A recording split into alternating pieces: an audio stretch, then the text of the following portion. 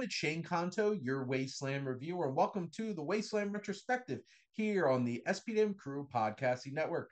And this is my weekly show where my guests and I each pick a film related in some shape or form, and hopefully by the end of this episode, you'll have two films to check out. Except this time, it's pretty effed up. And joining me for this episode is my buddy Luke. Luke, thank you so much for coming on. Anytime, Shane, anytime. And I have to get something off my chest.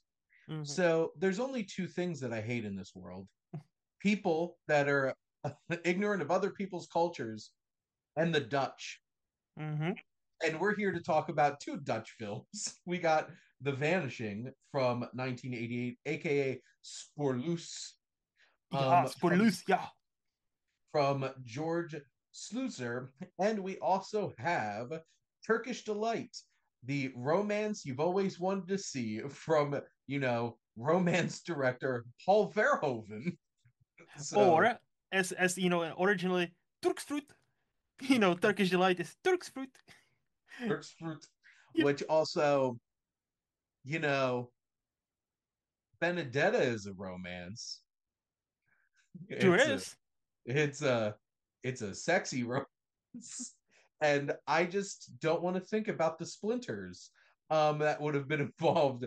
And if you've seen Benedetta, you know what I'm talking about. Oh, yeah. But let's dive in first off with The Vanishing, which Hmm. is, joking aside about Dutch things. This is a psychological thriller where Rex and Zaskia, a young couple in love, are on vacation. They stop at a busy service station and Saskia is abducted. After 3 years and no sign of Saskia, Rex begins receiving letters from the abductor. And why did they have to say her name again and again and again uh in that synopsis? I guess they don't believe in pronouns either. Nope. Um but Luke, what are your general thoughts on The Vanishing? Well, pronouns are woke now, so, obviously we cannot use them. No, Uh, anyway. Uh, there you go. Besides my dumb jokes, Vanishing, I really like. So I watched it yesterday, and my Mhm. immediate thought was like, "Oh, that's a very good movie. I really like it." And ever since then, I've been thinking about it, and more I think about it, the more I'm like, "This is low-key fucking ace movie." Like, it's one of those it's one of those like it grows on you but in an uncomfortable way, and then because it's a very simple story, but when you think about it from outside of the box a bit, and what it's trying to say, and or what it's saying, and how it displays human nature and us in, like, it's kind of like, wow, it's fascinating, it's dark, it's fascinating, and again, it gave me something to think about, and I'm still thinking about it. What about you, Shane? This movie perturbed me to the core, Mm-hmm. and in the best way, because Mm-hmm. obviously, do we want to be perturbed? No, I don't even but know what that means, so no, please no. uh, I don't even know what that means. But no, that's really shook me to the core watching this Hmm. movie because it is unnerving, Hmm. it's haunting, Hmm. and it's such an interesting presentation of this story because we're introduced to this couple. They're cute, they're charming, they're Dutch in France. Yes. And it's just like, I guess this is why you shouldn't go to France. I don't know what France did to the Dutch that they made this movie. It's just like, don't go to France. They But exist, Shane, okay? They exist. they exist. But it sets this all up and we're bought in, and the tension. We're at this rest stop. Where is she? And Hmm. Rex is starting to freak out and things get more real and it's building and building and building. And then we meet Raymond. Hmm. And it's just like, we're spending time with this man. And we're spending time with, like, this guy's a little weird. This guy's uncomfortable. This is uncomfortable. Why are we spending so much time with him? And it's the fact that this film doesn't present a mystery of like who this is. The fact that it puts us in the seat with him and Hmm. spending time with him and realizing, like, I am so uncomfortable with this character.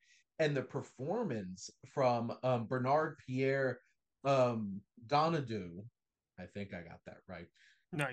I'm not very good with French, just mind you. And but like his performance, it's like there's something constantly underneath the surface of like there's something evil here and I don't like it.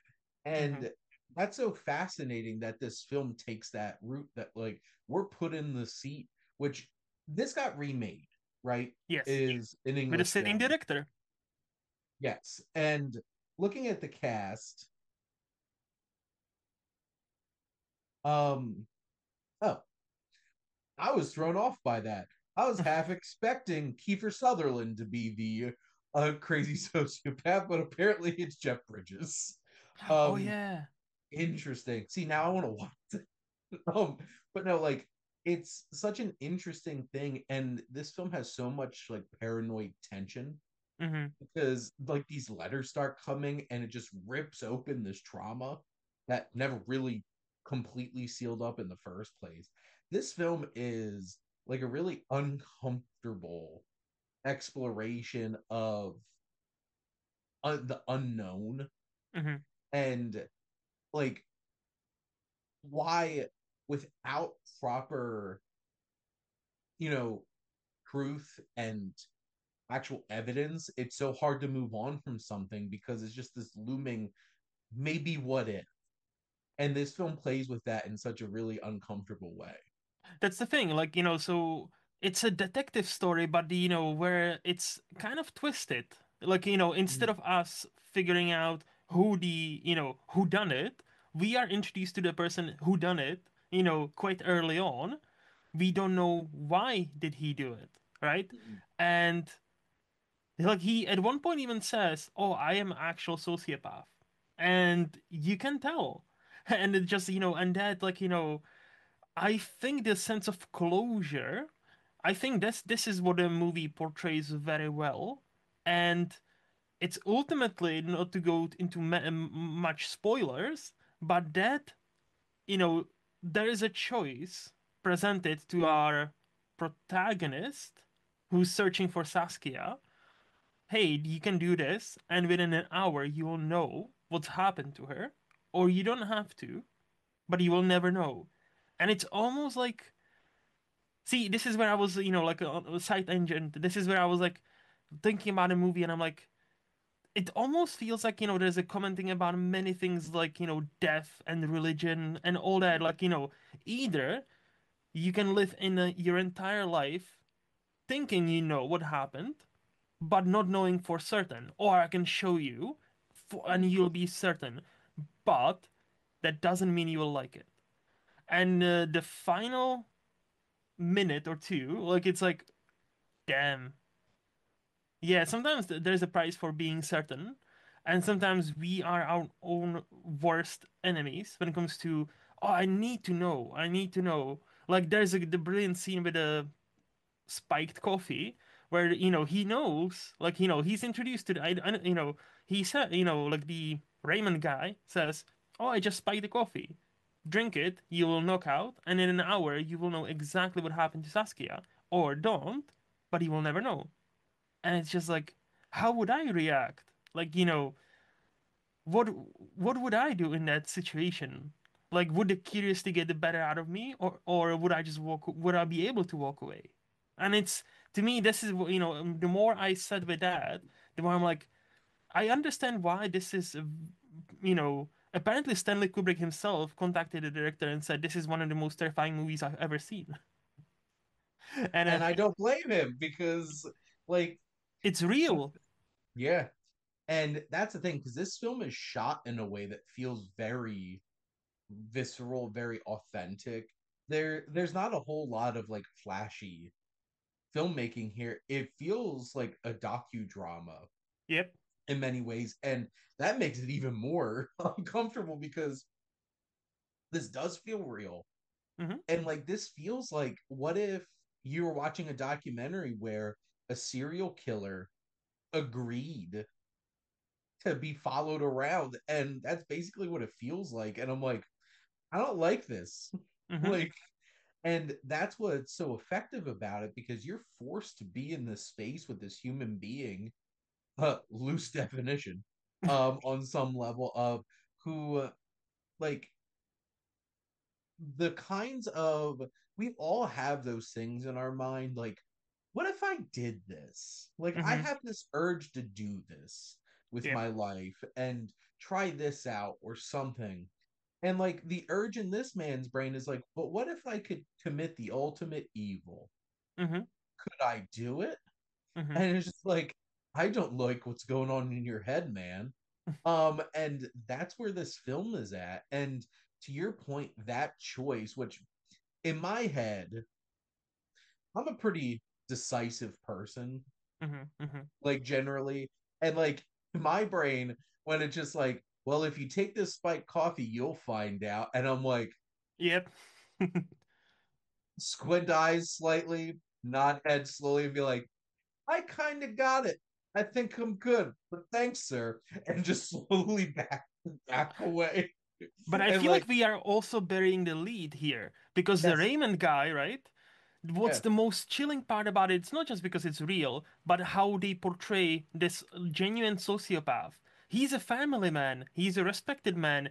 If you saw him on a street, you wouldn't blink twice. Like when we have the flashback and how yeah. Saskia gets into her car, one of the reasons that convinces her, she sees the photo on his dashboard of his entire family. So she goes into the car thinking, "Oh, he's just a harmless family man." Mr. Because Raymond, French Ted Bundy over here. yeah, and this is the thing, right? I think this movie is also clever showing us sometimes the biggest monsters have a very nice, presentable kind of face, a kind face.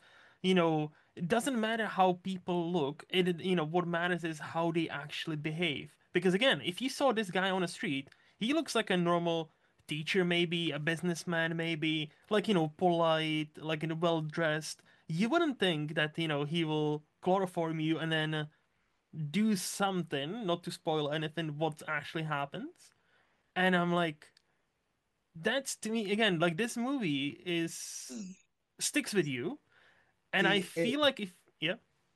No, continue, finish. No, I was gonna just say, like, and I feel like if it's on my shelf on a Blu-ray, right? This is how I watched it. I'm not gonna sell it. I'm gonna keep it because I feel like I can actually see myself rewatching it in like a couple of years, and I feel like it will play even better on a second rewatch. Because like knowing now what the movie is about, I feel like if I want to get really uncomfortable, I would watch this movie, and I think I will appreciate it. Well, and two things. One, I imagine the super Hollywood version of this is when we first see the Raymond character and you just start hearing Psycho Killer by the Talking Heads playing, because I feel like that would be like the most Hollywood way of introducing this character.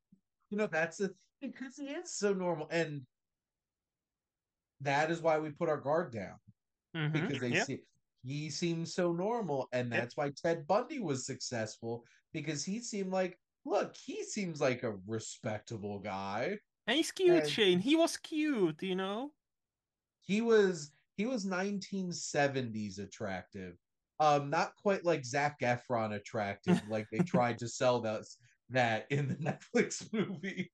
But like, it's one of those kinds of things where it's like, you can do that. And I feel like we're even burying, we haven't even discussed the journey up to this point, because the beginning is so effective because it sets us all up. It's Hmm. paranoid, it's like it builds this tension, and we talk about how haunting it is to follow Raymond, but we're also following Rex, this man who cannot move Hmm. on. Hmm. And he has this new relationship. He can't fully commit to this new relationship because there's this looming cloud over him. And I was it Jean Bravos, who's Rex, just has this looming Hmm. dread upon him, this fear, this anxiety, this trauma. Hmm. And he gives such a great performance, and we as an audience, I think, can understand why he makes the decision, because we see what this has done to him. Yes.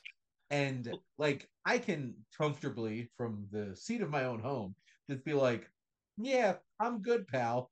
But like I didn't sit there for 3 years wondering what happened to my significant other, Mm-hmm. Mm-hmm. being pushed, and then he's being prodded with these letters. That's just Yep. like now it's like Wait he for me there at that place at what that time, and then nobody shows up. Like that's a fucking mind game. mhm.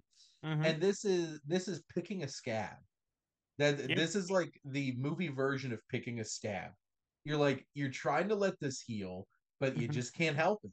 And you keep picking at it and you keep picking at it, and then you reopen the wound, and that is exactly what happens along this journey. And I just can't underestimate the ability of a sleuzer who's able to just put us in this situation with so much tension with that, because whichever part of the movie it is, it's Mm-hmm. always tense, it's Yeah. always suspenseful, and there's something just looming over you. This is from the second the credits started rolling, I was like, I watched something really effed up, but something really impressive. And Mm-hmm. that's something, like if you can like sit there and the credits roll and you know you watch something special, that's a real telltale sign that, this movie probably is really special. Yeah, and like I'll say the significance of her of Saskia's dream about what was it, the golden egg? And then like Mm-hmm. when it all comes full Mm-hmm. circle at the end, and I'm like, Mm-hmm. holy shit.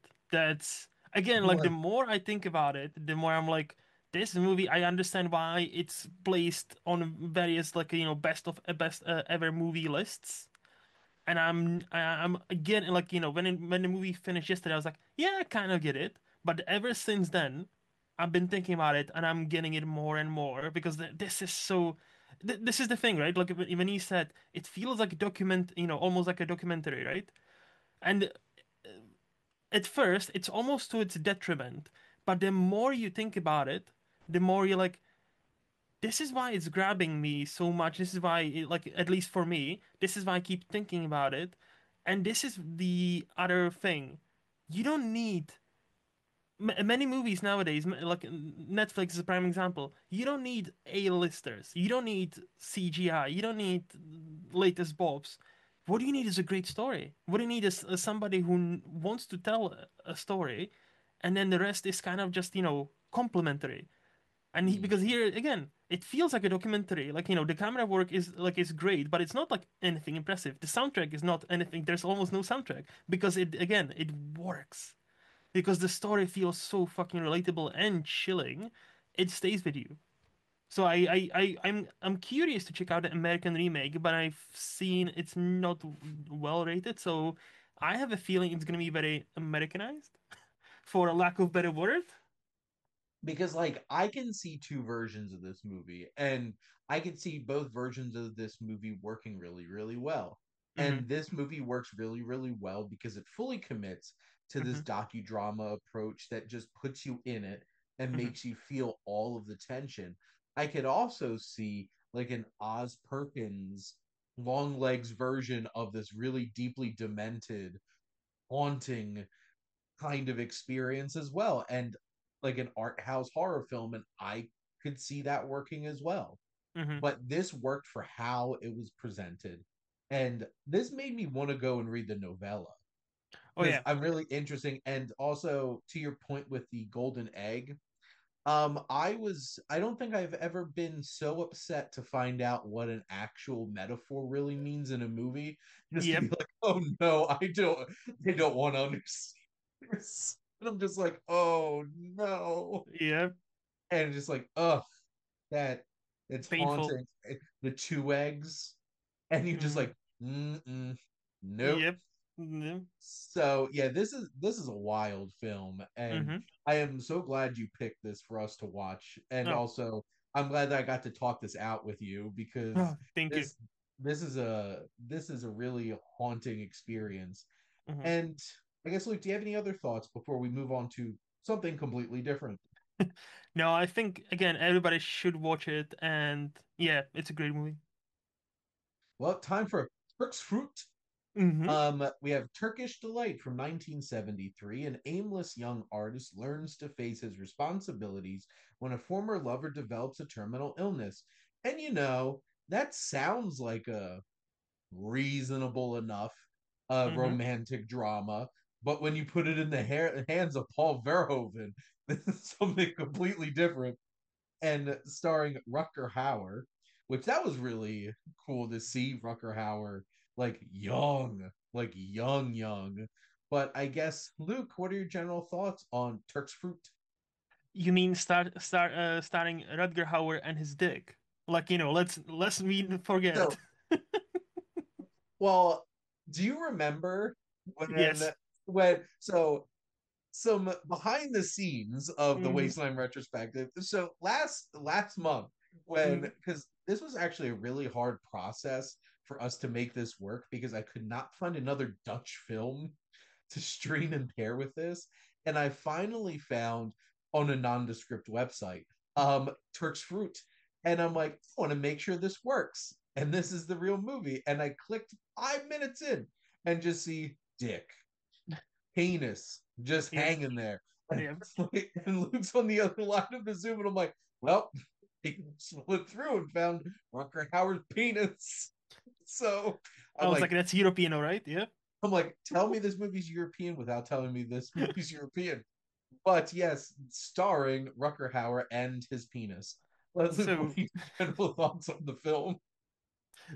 uh, movie good, penis good. No, all seriousness. The first 20 minutes, I'm like, oh, this is gonna be one of those movies. Cool. And the more you stick with the movie, and the more you try to not be shocked by everything that happens, and a lot of things happen in the movie, I kind of liked it. I did like it because I'm like, damn. Only Paul, and this is what I wrote in my letterbox review. Only somebody as unique, let's put it this way, as Paul Verhoeven. I think that's how you pronounce it. Uh, Verhoeven. Only somebody as unique and twisted as him can take this abusive, flawed relationship and make it look like towards the end like almost the ultimate love story, and you'll be kind of sold on it because like this, both of these people are kind of dicks, like to variety, to various degrees, like she is not great person towards him, but he then like does something totally horrible to her. But then they have those scenes where they like you can tell they actually mesh well for a minute. And it's one of those like I feel like this is one of those stories is like, hey, young love, it's flawed, it's dumb, it's sexy, it can be toxic as fuck, but and I think if you read it for that, like as a portrayal of what young love can be, mine is going into the details of, hey, there's a point where he kind of rapes her until she's into it, and so that makes it okay, I guess. Okay, 1973, but so like to 1973 Paul Verhoeven film, and you're yep, just like, well, and I'm yep. like, all right, but towards the end, like when this stuff happens, and I like you actually feel for them, and you actually see how, despite everything, they deep down there is this connection. That person, not Paul, not Rutger Hauer, but the character, will probably not have with anybody else in his entire life, right? And I think ultimately this is what the movie, like, why this movie struck a chord with me is like, despite all the shit, maggots, potential rape, I'm like, there is something there that, like, actually takes you in. What did you think, Shane? So I want to lay out some context here first. Mm-hmm. So first off, for those who are not familiar with Paul Verhoeven, and like, here's the thing: this Mm-hmm. is the man that made RoboCop. Yep. This is the man that made Starship Troopers. Yes. We have Elle, which is a Mm-hmm. fascinating film, and yes, Benedetta. That he, have you've seen Benedetta, Luke? Of course, yeah, yeah. But I'm like, are we not skipping one like a very major movie of his? Basic Instinct? Oh shit, I forgot that he did that one too. See, that's a film that I actually And Showgirls. haven't seen. What? Yeah. I'm Well, fucking. I'm always so shocked. I'm always shocked that where Shane has not seen a movie. But Basic, you haven't seen Basic Instinct. I've seen scenes from Well, Basic. I'm sure. I'm sure. But um uh and Total Recall. So like, and I just realized he did the Hitcher yes, with Rucker Hauer. Okay, that yes. makes a lot more sense now. Mm-hmm. Um, Mm-hmm. but you know, th- this is a man that makes films that are unabashedly him, Yes. and like he does not care at Mm-mm. all about your anybody's sensitive sensibilities or Mm-hmm. any kind of expectation that you should have on a film. Mm-hmm. And is it just a coincidence that my wife and I were the only not college age boys at Benedetta when I went to go see it? Um, uh, I don't think that was a coincidence. I know why they went. Those 19-year-olds will say they're cinephiles and they went to go see Paul Verhoeven's new film, but I Hardly know why nice. they went to go see Benedetta. Um, but Splinters. But this film, I started. So my wife had a migraine, so Mm-hmm. and had to go up and take a nap. So I watched this by myself, probably for the best. But I'm sitting there, I turn on the film, and there's these brutal murders, like bloody everything, and I'm like, did I turn on the wrong Paul Verhoeven movie? Yeah. I did not question. I didn't question if this wasn't the right director. I knew this is a Paul Verhoeven movie. I questioned, is this really Turkish Delight, the movie with the synopsis that I read on IMDb? No, this is just setting the tone for the kind of things in the mind of our young protagonist, Eric, played by Rucker Hauer. And you're just like, well, I think this young man is a bit problematic and toxic. And, well, this could only go well, Yep. question mark. And that's the fascinating thing because, like, you have films like Sid and Nancy, Mm-hmm. you have other films that highlight toxic relationships purposefully. Mm-hmm. This is a toxic relationship. And this isn't like a poor young, like, it's not like there's this person who's in a relationship with a toxic human being and we feel for them, we want them to get out. This is what happens when you take two toxic people and put them in a very fiery, passionate relationship. Mm-hmm. And the combustible elements that go into it. And yes, there are twisted, messed up things that happen in this relationship all along the way. And yes, Eric doesn't understand that, like, you know, you don't just force yourself on people. And yes, this is the most like early 70s, Yep. like Paul Verhoeven kind of thing to look at. Because here's the thing, this isn't the only film that Paul Verhoeven has dealt with rape in it. So this is a man that's not afraid to, push us to our limits as an audience. Mm-hmm. And that's what's so fascinating is that there's space for Monique Van de Ven and Rucker Howard to find legitimate chemistry and connection in this relationship through all the muck, through all the Mm-hmm. toxicity. Mm-hmm. And that's what's the most unexpected and uncomfortable thing, I guess, about this film is that you have to realize that not every relationship is between two healthy, functioning people. And toxic people find their ways into each other's lives. Mm-hmm. And I think maybe not to this extent, or at least I hope not to this extent. We all know couples that are just like, should they be together? Like, I don't think they're the best, like, shouldn't be in a relationship, these two human beings together.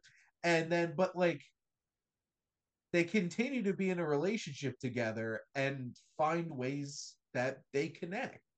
And I think that's so interesting because, like, there's so many romance films that come out. And this is nothing like any of those. And Nope. I think that's one of the most interesting and refreshing things about Turkish delight. I would go even one step further, and again, bear with me. I'm not being a literal, but I think, again, it's Paul Verhoeven. And this story, I think it's almost like, hey, we all been through something similar. Not exactly this, and I'm not saying we all have done things like that. No. I'm saying throughout all this, let's call them add-ons, quote unquote, he is interested in a truth, in some sort of truth about, young love. And I think if you take this movie based on purely on that, it's much, quote unquote, easier to like, oh yeah, there's a scene where he examines her poop. And he just takes it out of the bowl because she is afraid that she's getting a cancer. Right? And it's like, oh, Things we damn. do for love. Oh yeah. And that's the thing, right? But that's the thing, right? He does it because again, like he doesn't question it.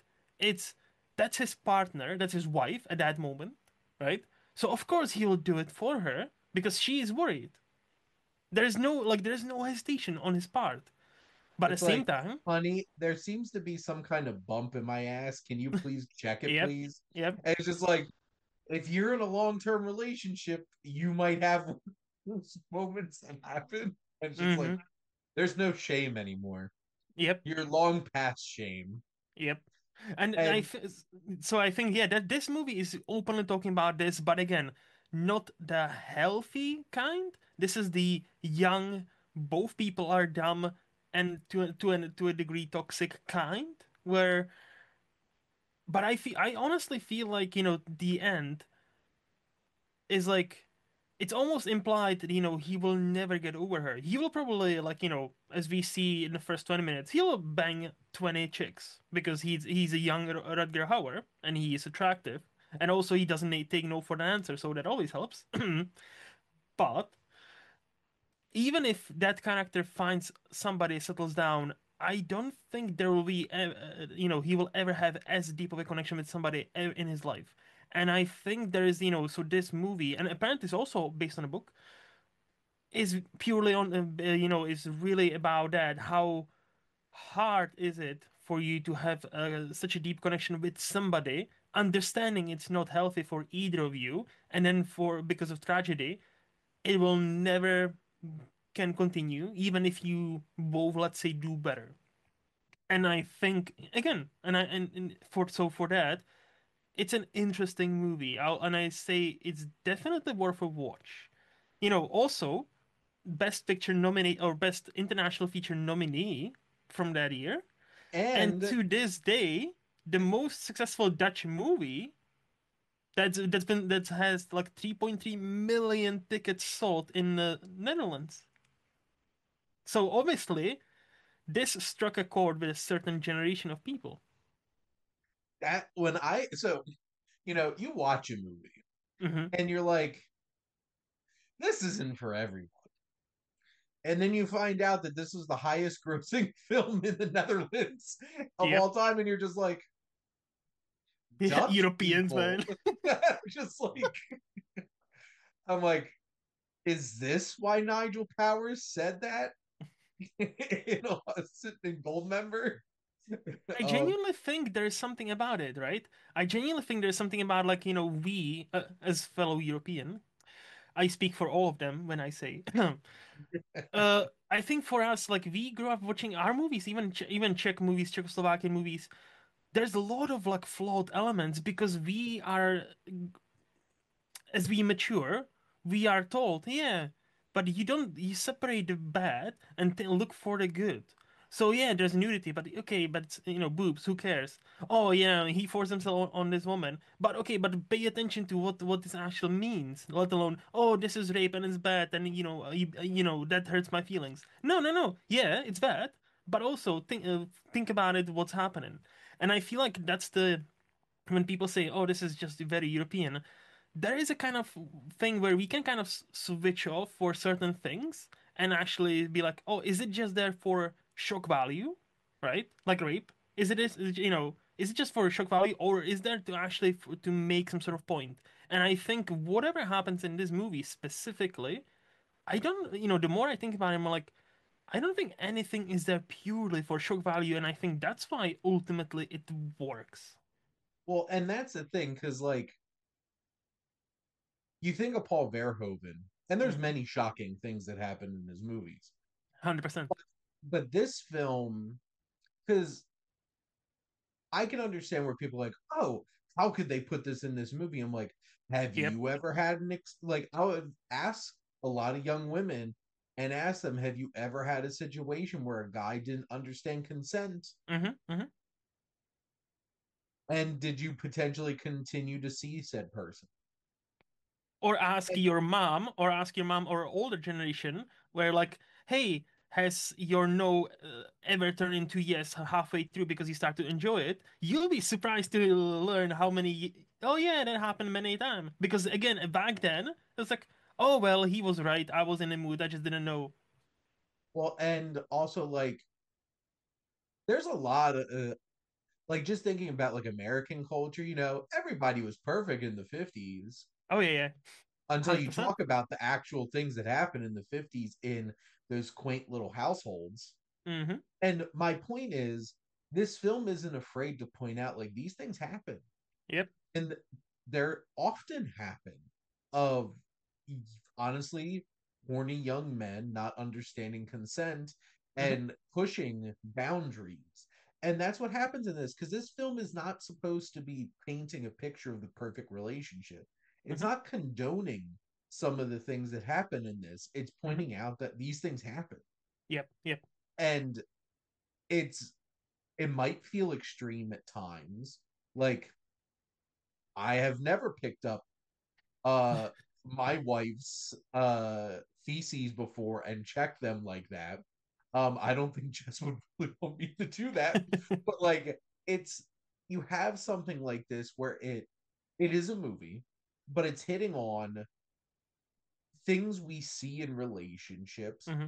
just turned to up. And that's what Paul Verhoeven does. Yes. He exacerbates reality in many ways, but there's truth behind all of it. Mm-hmm. Like you can watch like I love RoboCop. RoboCop's one of my favorite movies. RoboCop seems ridiculous and over the top until you really think it's not Mm-hmm. and you realize that all the things that it's talking about this movie are uncomfortably true. And this film is an uncomfortably true experience. Mm-hmm. And like just to reiterate, Paul Verhoeven directs the hell out of this. Van de Ven and Hauer are fantastic, Yes. and so is Paul Verhoeven. Keep saying, Rucker Hauer's hair. Just like look at that mullet. That Oh is yeah. a that is a nice '70s mullet right Yeah, there. dick in the front, party in the back. Yes. So, Luke, do you have any other thoughts on Turkish delight or Turk's fruit? Turkish fruit. I would say, look, if you want to see a story about how this almost puppy love devotion can look like in the hands of two young, dumb, horny, kind of toxic people, and don't mind being uncomfortable here and there, watch it. So, Tom. I would like to ask Luke, how many erect penises will you give this? I would say 4 out of 5. And all of them belong to Rutger Hauer somehow. I don't know. Don't Sorry, ask me. sorry. Let me rephrase that. How many erect Rucker Hauer penises do you give Turkish delight? So we have a couple of great, like really, really impressive Dutch films that we would give plenty of erect Rucker Hauer Penises. penises. Yes. Yes. No thumbs up here because this is European. We don't do it that way. Yes. Uh, Only so there boobs, you go. bushes, and penises. All that.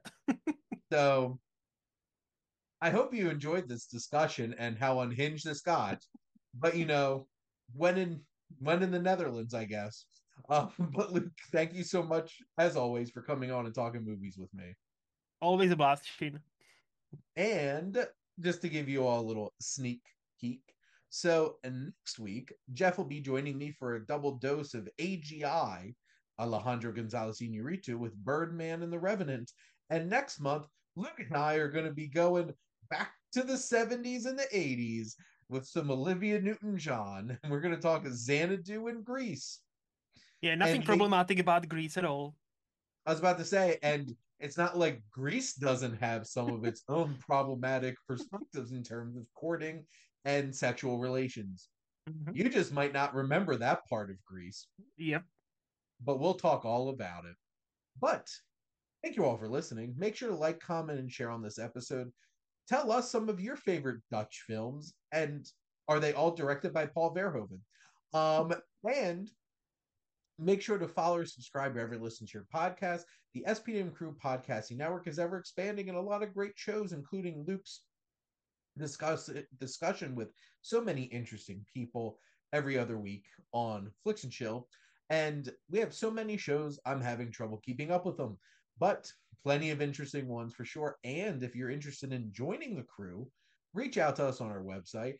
And if you have ideas for your own podcast, or you can join one of ours as a guest, including mine, the Wasteland Watch List. And Woo-hoo. if you and if you like my logo, please check out High Flyer Creative for all your digital marketing needs. But most importantly, thank you as always for tuning in and supporting your Wasteland reviewer here on the Wasteland Retrospective on the SPM Crew Podcasting Network.